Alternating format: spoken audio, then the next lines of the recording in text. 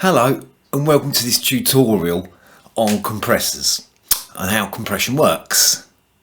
What is a compressor? A compressor is kind of like an automatic volume control that sort of levels out the volume peaks for you. So say you're picking notes on the guitar, it's just impossible to play every note the same volume, and also the bass, strings and the treble notes could differ in volume. So this is where a compressor helps. Take a vocalist for example. Depending on their distance from the microphone or the volume of the note being sung, it can peak too much down to being inaudible and too quiet in volume.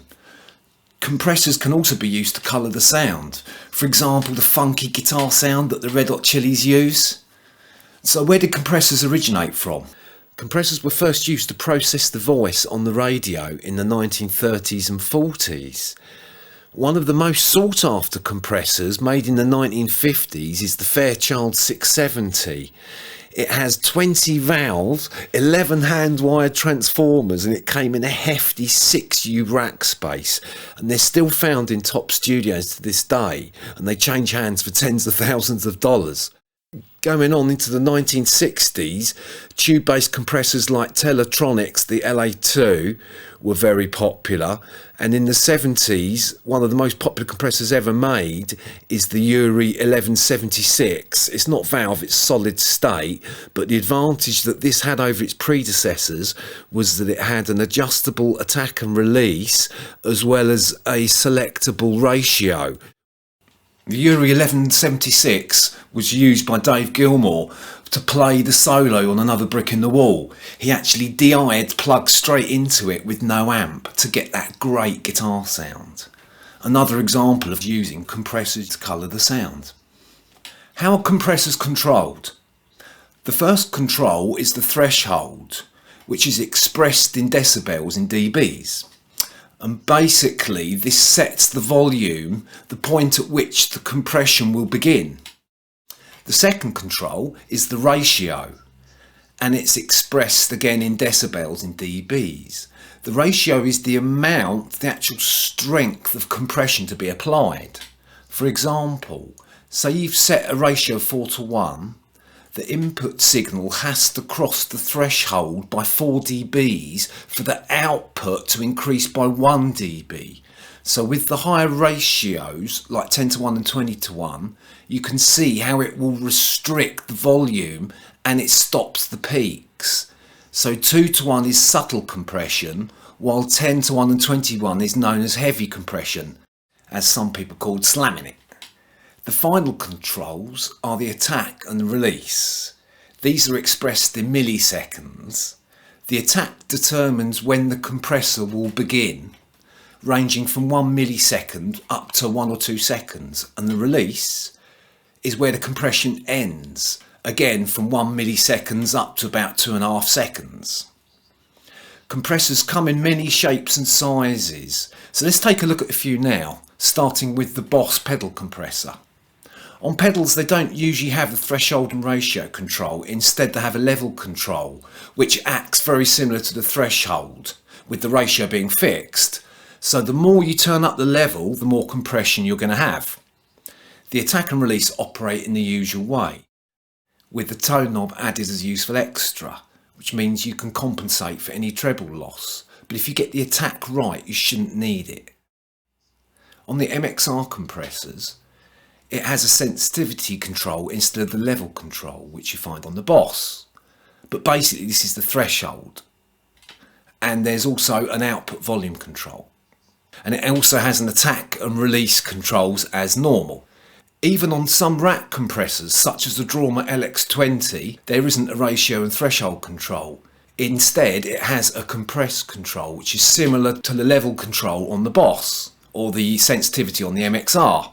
The attack and release operate in the usual way, and there's also an output volume control. Okay, I'm going to give you a practical demonstration of compression on guitars. So I'm just going to lay a little loop down to tape of a sort of funk style guitar.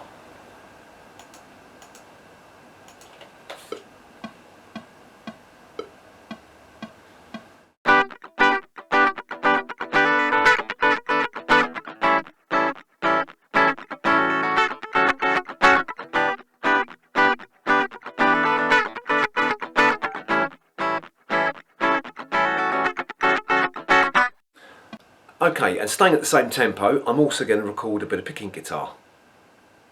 So let's put that down.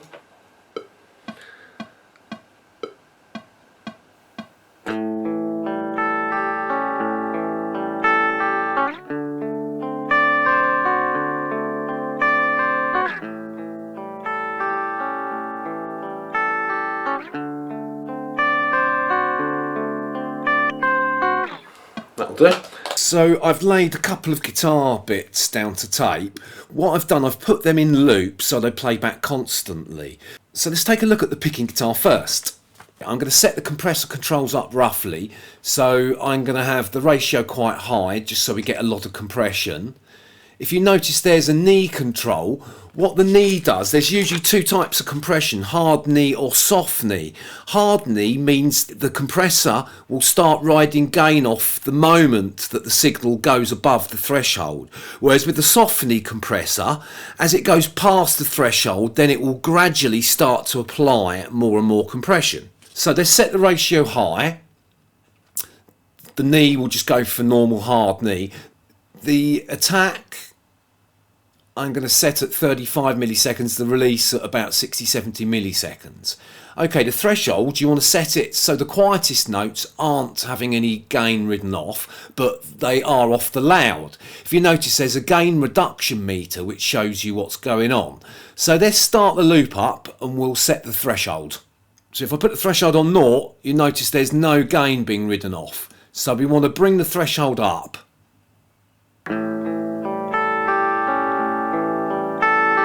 Gone too far. Now that's about right. Let's take it down a little bit. If you notice, only the loud notes. The quiet notes aren't getting gain ridden off, just the loud notes. So that's the compressor set up quite well. We've got a high ratio. Okay. Onto the attack. Now, as I've said earlier, you have to be careful with compressors because they can squash the sound and you can lose the treble. Well, the attack control also has a similar effect. If you have it too quick, you'll lose the front end of the note. You actually lose the treble of the note. I'll give you an example here. If I wind the attack down, so you lose the treble from the front of the note. Whereas if I wind it back up again,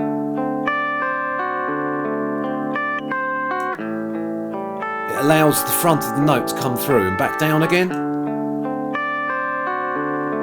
It even sounds a bit nasally. So you have to set the attack just right. Usually I find between 20 and 40 milliseconds. So that's okay at 26.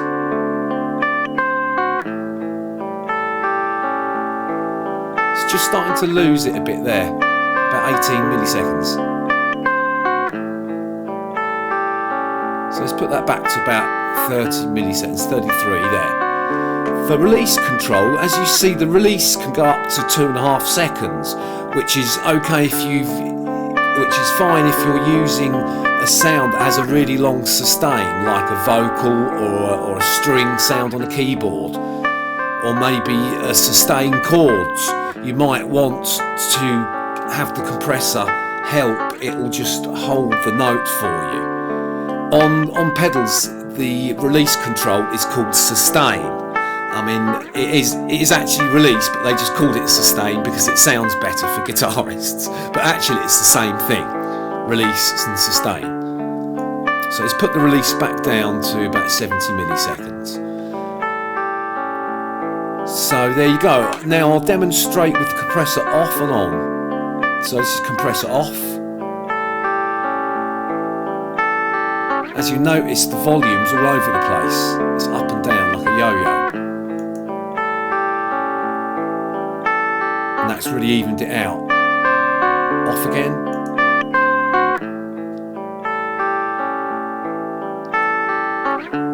And on. So that's compression for you on the picked guitar. Okay then, so let's have a look at the sort of funky chord guitar now. I'm going to go for quite a strong ratio. Let's stick with 10:1. The threshold I'd say will bring down a lot because this is going to be a lot louder because it's chords instead of single notes. Again, I'm going to leave the attack at around 30 milliseconds, and the release I'm going to bring down a bit.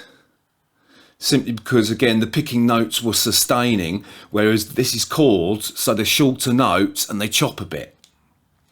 So I'm going to bring it down to, say, 50 milliseconds. So let's put the loop on and take a listen. And we'll take the threshold down to 0 and we can wind it up, watching the gain reduction meter to get the settings. So here we go, we'll wind it up. You can just start to see gain being ridden. That's looking pretty good. That's too much. Just back it off a little bit. And that looks about right. Again, we're just catching the louder notes and the softer notes aren't being touched.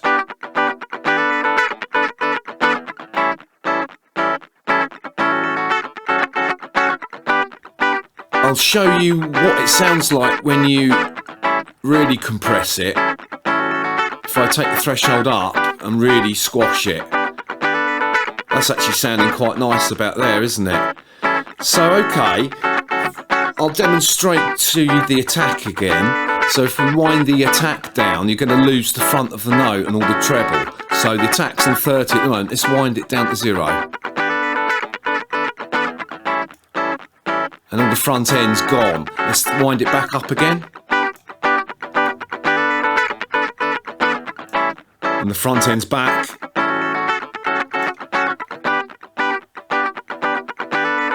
And the top's gone again, so let's put it back to 30 milliseconds.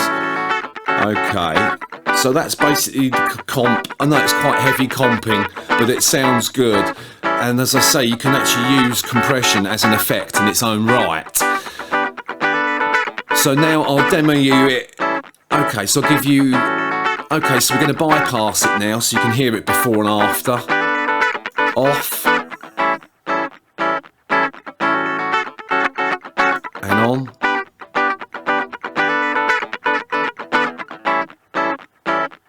Off.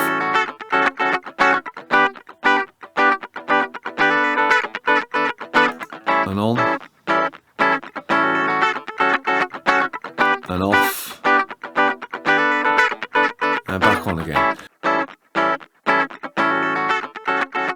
So that's basically compression explained for you. I've given you a couple of demonstrations of how to use the compressor on guitars.